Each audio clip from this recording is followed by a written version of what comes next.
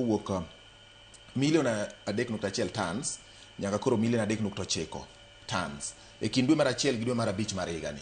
Nyiso ni ma en medruok mar chiegni tons 1,800 kama ma otimore e thuolo mar dweche 2-3 kende. Kasto bende weche mag sugar production kata loso sukari owuok e tons 285 418 nyaka 348 143 kuchakore Januar gi dwe mar abich mar higa ni. Nyiso ni ma bende en medruok manyiso ni kata mana kaka niang medore ka dhi kamiregen e sukari e kaka bende sukari miloso e pacho ka bende medore. Nyiso ni samoro Kenya nyalo bet kama koro oduoke piny dwaro kata rem mabedo e kind sukari mawuok e kembe to kod dwaro mar japiny. Ang'o ma nyaka tim nikech ibedo ja somparo ne achiel kuom kembe ma ne obede pacho ka e weche mag ng'iyo ni to ere kaka inyalo med jiwo sukari ma igolo e kembe maturka. Mana kaka wadwa wacho no production nyaka medre. Wadwan mondo wanwang' sukar mang'eny ma ok ikambe gi. Production nyaka medre. Mana kaka wawuoyo production medre ka waluwo good agronomic practices mek pidho niang'.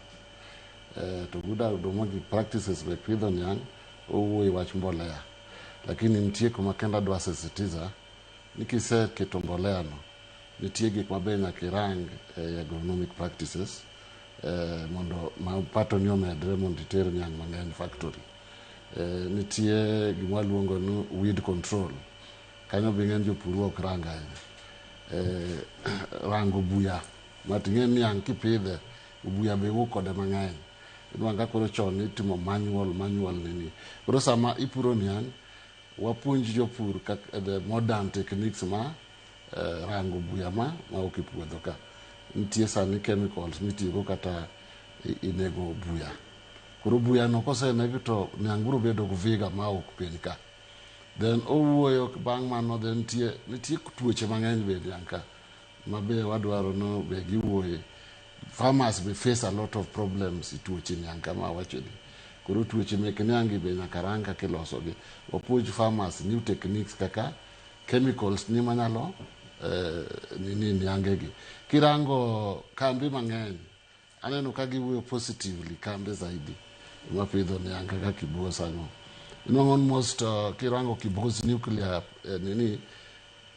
gikawo niang' matin sana kuom wakulima sani nikech sirikal ni osemigi puothe madongo wachacha diere. Sirikal omigi miwani sani margi gipuro niang' gi kendgi. Apart sirikal omigi Chemelil if I'm not wrong nuclear farms go gipuro kendgi. To kirango the way ma gimanage puothegi it's up to standard. Jopur wa makoro outgrowers they are not managing their farms the way Kambegi manage farms gi.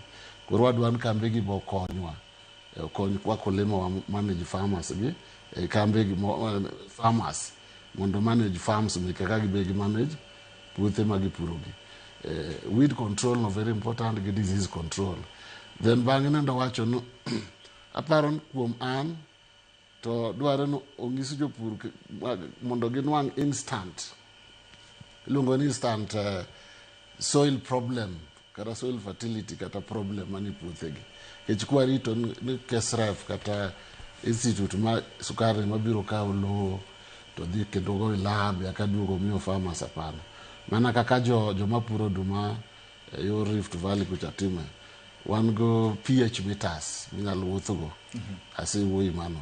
Midhi tinwang'o instant wacho ni puodho ni pH mare en makama. Niang' dwaro pH mar adi. Kech mano is another problem wan go. Nyanza pH mekwa kuonde mwapidhe niang' is very low. And that is why neno kata ka giketo mbolea to niang' kitim maber nikech nitie nutrients magi hold piny kaka ka pi ka pi iluongo ni phosphorus no ka pH ni piny ka pH rach to niang' ok kawe. Koro how do we bring up this pH kumidware 6.5 to 7 kech pH mekwa kidhi pimo sani kwarito nwa kae watere lab chamacha technology machon mana kaka wacho ni kothe niang' machon kama ne kao 24 months ka maka wawere wabi makao ndalo matin. Koro nitie sani instant pH meters pH na shida karwaka ke soil acidity ng'eny ipuothe ma Nyanza mwapidhe niang. Okay. Koro acidity na how can we raise it from 5.54 to 6.5 and 7? Tibro nwanga taka gitiyo mbolea to inwanka niang bro biro maber.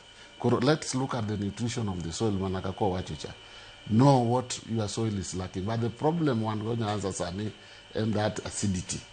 Nikech wasebedo kwatiyo mbolea mang'eny ang'o gik moko mang'eny.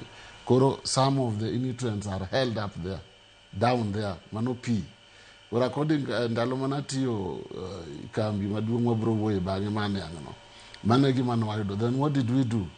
Ndalo chane podonge lime. This thing iloso lime. Ne wan gi lime maro manwagolo koru in tons waponji puodho. Tinano can neutralize that soil from 5.4 to 6.7 pH. Mano is very good for sugarcane. Koro sani wan gi granulated lime, veche ok rach, obe ni cereals. Kuonde minyie mbolea go, they are there. Koro wadwaron farmers konwang'o ka puothen kod low pH. Okaw lime ni to oriw go mbolea to keti puodho to orese to 6.5 to 7. Okay. Kanye